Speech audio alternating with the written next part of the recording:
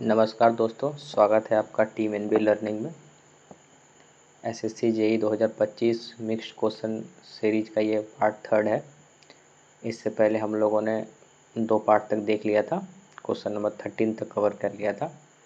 आइए question number 14 देखते हैं। क्वेश्चन नंबर 14 है, for a closed traverse the sum of the latitudes is 4 metre and sum of the departure is 3 metre. तो closing error for the traverse, closing error find करना है। Closing error का formula होता है closing error, ये होता है root under departure का square plus summation root under latitude का स्क्वायर। तो डिपार्चर कितना है, डिपार्चर 3 का स्क्वायर, और लैटिट्यूड्स कितना है 4 का स्क्वायर।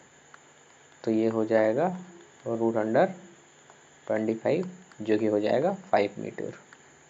तो ये इसका आंसर हो जाएगा option A, 5 meter is the correct answer. Next question देखते हैं, क्वेश्चन नंबर 15।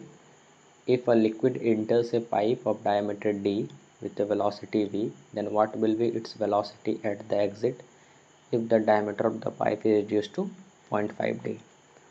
तो कंटिन्यूटी इक्वेशन से हो जाएगा a1 b1 equal to a2 v2। ए हो जाएगा एक सर्कुलर पाइप के लिए π/4 D square into velocity v। इसे A2 के लिए π/4 और यहाँ के लिए इसका डायमीटर्स दिया हुआ है आपका 0.5 डी का होल स्क्वायर और इंटू यहाँ V2 हम लोग को फाइंड करना है। तो ये हो जाएगा π/4 कैंसिल हो गया, डी स्क्वायर से यहाँ डी स्क्वायर कैंसिल हो जाएगा। तो यहाँ V इक्वल टू 0.25 V2 आ गया। हम लोग को V2 फाइंड करना है, तो V2 हो जाएगा आपका V डिवाइडेड बाई 0.25। तो यहाँ से V2 हो जाएगा 4V। यही इसका आंसर हो जाएगा। Option A is the right answer, that is 4V।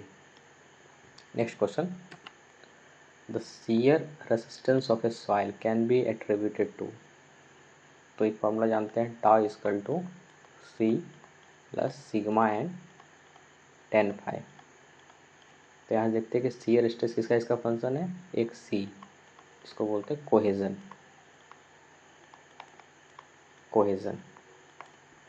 तो एक तो कोहेजन है, पोर वाटर प्रेशर, यहाँ कहीं पोर वाटर प्रेशर है, तो पोर वाटर प्रेशर तो गलती हो जाएगा, प्लास्टिसिटी की कोई बात नहीं है।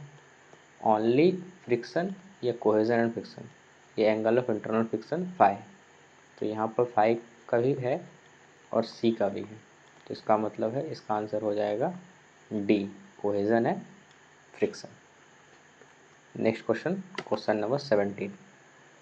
Calculate the capital value of a building whose rent is 10,000 per annum inclusive of all taxes.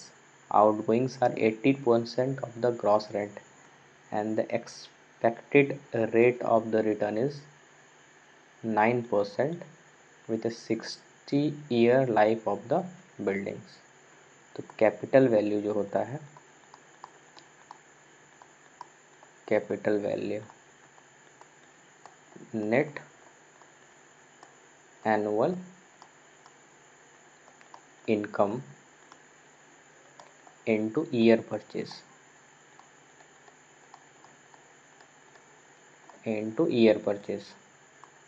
तो नेट एनुअल इनकम कितना हो जाएगा, net annual income 10,000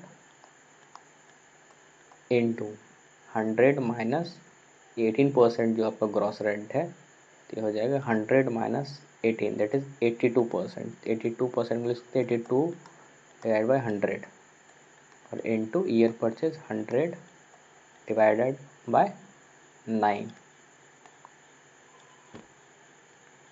year purchase होता है 100 upon expected rate of returns. इसको यहाँ सॉल्व करते हैं, ये 2 0 2 चल जाएगा और ये अब अप्रॉक्स काटिएगा तो 9 बार में 9 में 81। तो यहाँ से आप देख सकते हैं कि अगर अप्रॉक्सीमेट आंसर की तरफ जाएंगे तो ये थोड़ा सा 90,000 से थोड़ा सा ज़्यादा होगा, क्योंकि एग्जैक्ट 9 नहीं होगा, थोड़ा सा ज़्यादा होगा यहाँ। तो ये आंसर हो जाएगा ऑप्शन सी,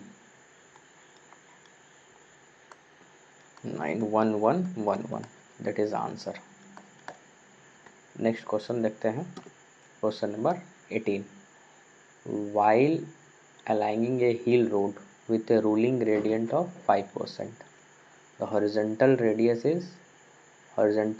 दिया हुआ है 70 metre, is find the grade compensation. तो ग्रेड कंपनसेशन का जो फॉर्मूला होता है, grade compensation that is minimum of, किसका minimum, 30 plus R divide by R या 75 डिवाइड बाय आर। तो इसका मिनिमम वैल्यू को लेना है। तो 30 प्लस आर का वैल्यू है 70 और यहाँ भी 75 अपॉन यहाँ आर का वैल्यू हो जाएगा 70। तो ये जो होगा मिनिमम जो होगा ये आपको आएगा, ये जाएगा 100 अपॉन 70 और 75 अपॉन 70। तो ये हो जाएगा 1.07% मिनिमम। और यहाँ मिनिमम वैल्यू को लेना है, तो इसका आंसर हो जाएगा 1.07। इसी क्वेश्चन में अगर पूछा होता कंपनसेटेड ग्रेडियंट, तो हो जाता आपका, कंपनसेटेड ग्रेडियंट का फॉर्मूला होता है ruling gradient minus grade compensation. अगर इसमें पूछा होता कंपनसेशन ग्रेडियंट तो बट इस क्वेश्चन में पूछा गया है ग्रेड कंपनसेशन, तो इसका आंसर हो जाएगा 1.07%, that is option A. Next question देखते हैं, how many number of bricks are required in 10 metre cube of brick work. तो हम लोग जानते हैं कि 1 metre cube of brick works करने के लिए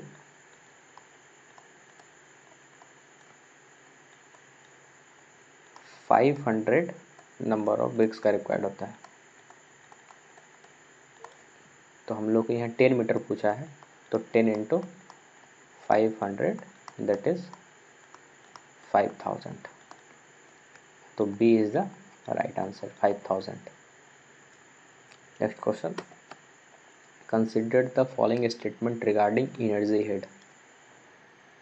the velocity head of in soil is negligible, direction of flow is determined by the difference in total head, and third statement is negative pore pressure can not exist. तो सही बात है, जब हम लोग सॉइल पढ़ते हैं तो उसमें टोटल हेड क्या क्या होता है, P by rho g plus z plus v o square upon 2g। तो जो ये velocity we square upon 2g है, इसको हम लोग नेग्लिजिबल मान के चलते हैं और इस दोनों के बेसिस पे कैलकुलेट करते हैं। तो पहला स्टेटमेंट जो है ये सही है, the velocity head in soil is negligible. तो स्टेटमेंट 1 जो है ये सही है। Direction of flow is determined by the difference in total head, ये भी सही है। हम लोग देखते हैं कि जब भी सॉइल है तो सॉइल का डायरेक्शन क्या होगा, ये हम लोग हेड डिफरेंस के थ्रू पता लगाते हैं कि इसमें डेल्टा एच कितना है, उसी से पता चलेगा कि डायरेक्शन क्या है। तो ये स्टेटमेंट जो है 2 ये भी सही है, direction of head is determined by the difference in total head, दोनों हेड में डिफरेंस कितना है। थर्ड है कि negative pore pressure can not exist, ये स्टेटमेंट गलत है। नेगेटिव पोर प्रेशर कैपिलरी के केस में एग्जिस्ट करता है, तो स्टेटमेंट थर्ड जो है ये रॉन्ग है। तो इसमें आंसर हो जाएगा A is the correct answer, 1 and 2 only. Next question, question number 21, the maximum slenderness ratio for a member normally acting as a tie in a roof truss for bracing system but subjected to possible reversal stresses resulting from the action of wind and the earthquake load। एक wind earthquake load और एक यहाँ क्या है, tie member है, tension member है। तो इस केस में मैक्सिमम सिलेंडर नेसेसिटी क्या होता है? ये क्वेश्चन हर साल लगभग पूछा जाता है, इसका एक चार्ट भी है। तो इसका आंसर हो जाएगा 350। और क्या क्या कंडीशन हो सकता है ये देखिए कि अगर मेंबर है, कंप्रेसिव लोड है, और इसमें क्या क्या लोड कंप्रेसिव है और इसमें लोड आ रहा है डेड लोड, लाइव लोड आ रहा है, तो उस केस में ये मैक्सिमम सिलेंडर नेसेसिटी का वैल्यू हो जाएगा 180। और भी इसमें 4-5 केस है, ये देख लीजिएगा, ये बहुत इंपॉर्टेंट केस है, हर साल पूछा जाता है ये VVI है। Next, the slab having total thickness 120 mm is provided reinforcement bar of following diameter, the permissible diameter। Codal provisions है, इसके से मैक्सिमम 5 मैक्स जो होता है ये thickness of slab divided by 8 होगा। तो ये 120 divide by 8 that is 15 mm। तो इसका आंसर हो जाएगा 15 mm। कुछ लोग यहाँ कन्फ्यूजन होते हैं कि 15 से बढ़ा के 16 mm कर देते हैं, 15 mm के बाद नहीं तो 16 mm नहीं, इसीलिए नहीं क्योंकि ये मैक्सिमम वैल्यू है, मतलब 15 mm से ज़्यादा नहीं दे सकते। हाँ, अगर इस केस में 14 mm दिया हुआ रहता तो हो सकता था, लेकिन यहाँ 15 mm ऑप्शंस में है, तो इसका आंसर 15 mm हो जाएगा। 16 या 18, 19 ये नहीं होगा, मैक्सिमम 15 mm तक ही दे सकते हैं इस कंडीशन के लिए। तो नेक्स्ट क्वेश्चन है, the stone masonry constructions is superior to brickwork constructions under the following circumstances। 3 statement है। Stone masonry constructions can be develop aesthetic more sound than brickwork, ये स्टेटमेंट राइट है। स्टोन मशीनरी जब करते हैं, brick masonry और stone masonry के comparison को पूछ रहा है इसमें, तो स्टोन मशीनरी का कंस्ट्रक्शन ज़्यादा देखने में अच्छा लगता है as compare to the brick masonry. Second है, stone masonry is more water tight than brick masonry because of the fact that brick absorb moisture from the atmosphere। ये हम लोग जानते हैं कि ब्रिक में मॉइस्चर एब्जॉर्ब करता है, तो और स्टोन मशीनरी में ये नहीं करता है, तो stone masonry more water tight structure होगा as compare to the brick masonry. ये स्टेटमेंट भी सही है। For public buildings and monuments structures, stone masonry provides a solid appearance and it found to be more useful than brick masonry। This statement is also right। brick public buildings में या फिर monuments में हम लोग brick masonry का ज़्यादा use करते हैं, तो ये ऑप्शंस स्टेटमेंट 1, 2, 3 तीनों स्टेटमेंट करेक्ट है, तो इसीलिए इसका आंसर हो जाएगा ऑप्शन डी, 1, 2 एंड 3।